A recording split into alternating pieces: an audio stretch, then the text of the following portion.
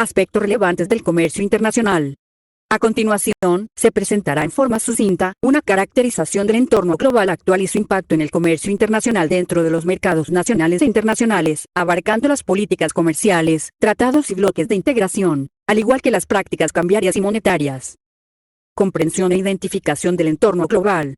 Como primer aspecto, es importante destacar que, en los años 70 empezó una nueva revolución comercial, liderada por Japón y USA, al pasar de la autonomía comercial al comercio abierto de bienes, equipos y servicios, mediante la flexibilización de sus políticas tradicionalmente proteccionistas.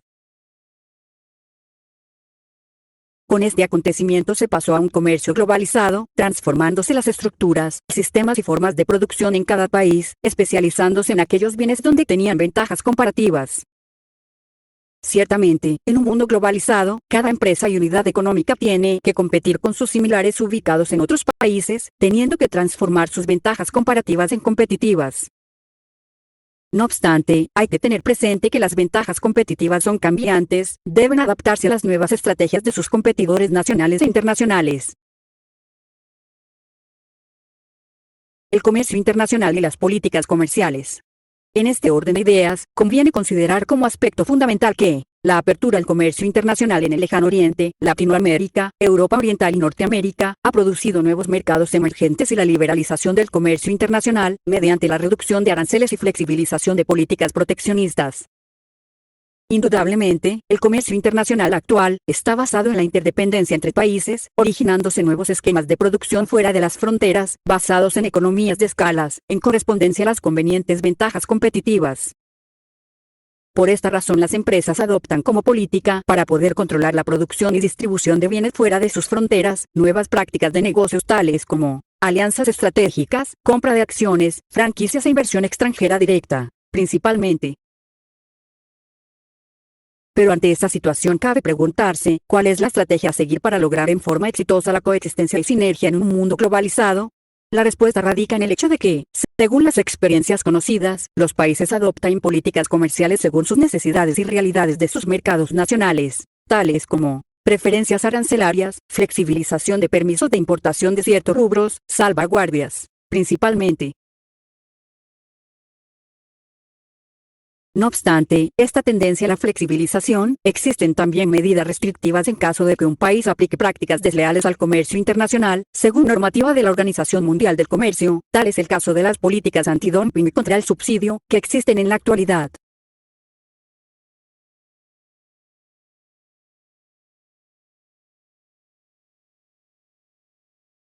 Bloques de integración y tratados internacionales.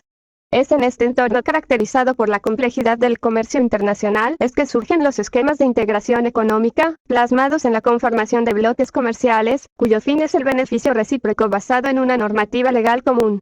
Es poner en práctica el conocido lema de que en la unión está la fuerza. En efecto, según el grado de integración económica, los bloques se clasifican de la siguiente forma y sus ejemplos: Zona Preferencial de Comercio, Asociación Transpacífico, Tratado Área de Libre Comercio, Pacto Andino, TLCAN, Unión Aduanera, Acuerdo de Cartagena, CARICOM y Mercosur, Mercado Común, CARICOM y Mercado Común Centroamericano, Unión Económica y Monetaria, Mercado Común Europeo, Integración Económica Completa, Creación Autoridad Supranacional. Estados Unidos, cuando su formación como federación. No existen casos prácticos en la actualidad. Área de Libre Comercio de América, ALCA. Alianza Bolivariana para los Pueblos de Nuestra América, ALBA.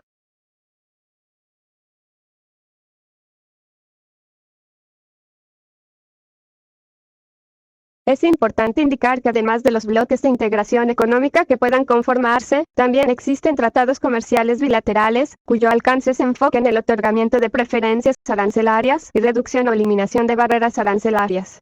Ejemplo, el Tratado de Libre Comercio existente entre Chile y México.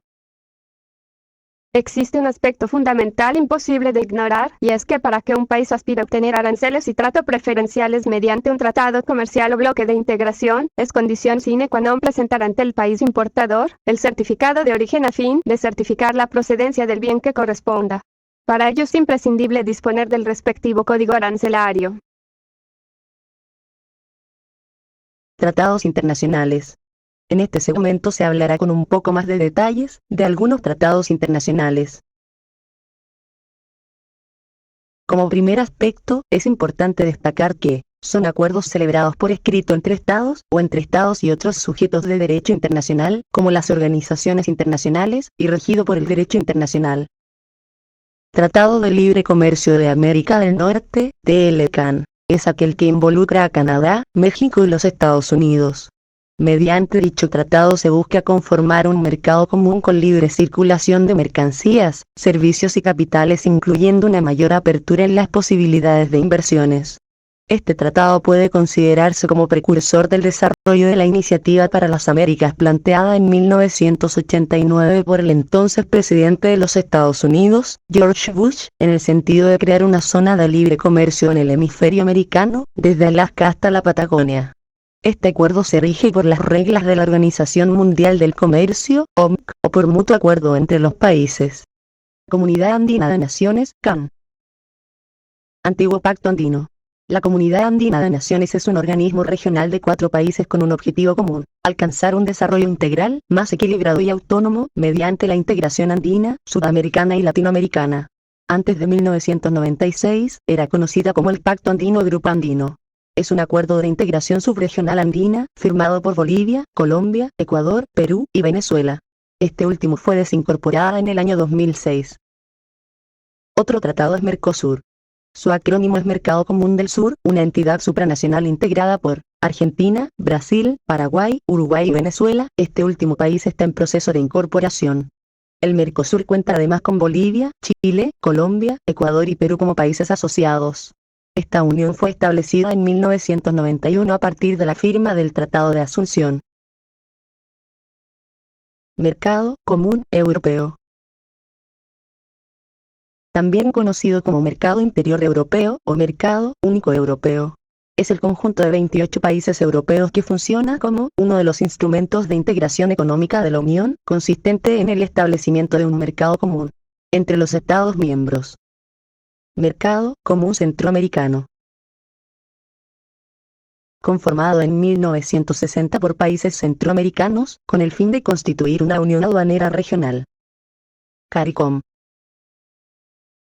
Surgió en 1973 y está conformado por 15 países y territorios ex colonias británicas del Caribe. Su objetivo es la integración regional económica, comercial, política y social. ALBA, Alianza Bolivariana para los Pueblos de Nuestra América.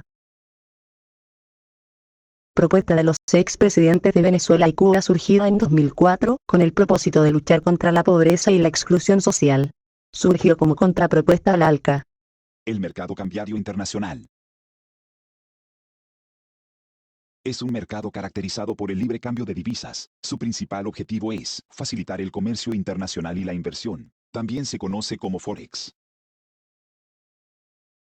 Es un mercado no regulado. Esto no quiere decir que sea ilegal, simplemente que no existe una cámara de compensación. En él, se fija tipo de cambio y su cotización depende exclusivamente de la oferta y demanda. Este mercado ayuda a realizar compras y ventas entre empresas de diferentes países sin que, entre ellos, se comparta la misma moneda.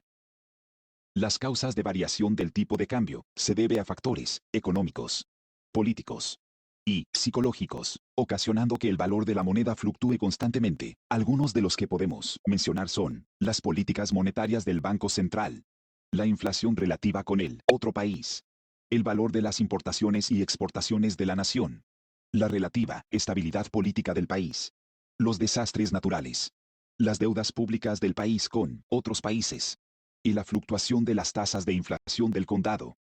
Sus instrumentos más comunes son las operaciones al contado, las operaciones a plazo y los derivados financieros, los cuales son opción financiera, contratos no negociados, futuros a plazo y swap de divisas. El sistema monetario internacional es el conjunto de instituciones, acuerdos y normas que rigen las transacciones comerciales y financieras entre distintos países, estableciendo las normas que regulan los flujos monetarios transfronterizos, garantizando la libertad de intercambio internacional y previniendo desequilibrios monetarios. Funciona bajo 2 características esenciales: la flotación generalizada con algunas excepciones, y las negociaciones y acuerdos internacionales con respecto a la normativa internacional. Los principales objetivos básicos que persigue son proporcionar un marco común para el entendimiento e intercambio de flujos comerciales y financieros, asegurar la convertibilidad de las divisas a través de un sistema de intercambio internacional, proporcionar y asegurar suficiente liquidez, corregir desequilibrios en balanza de pagos, y la creación y desarrollo de medios de pago internacionales. En él, participan instituciones financieras regionales, como el Banco Interamericano de Desarrollo, Banco Africano de Desarrollo, Banco Asiático de Desarrollo, Corporación Andina de Fomento, la Unión Europea, y la Organización para la Cooperación y el Desarrollo Económico, e instituciones financieras internacionales o globales como el Fondo Monetario Internacional, el Banco Mundial y el Banco de Pagos Internacionales.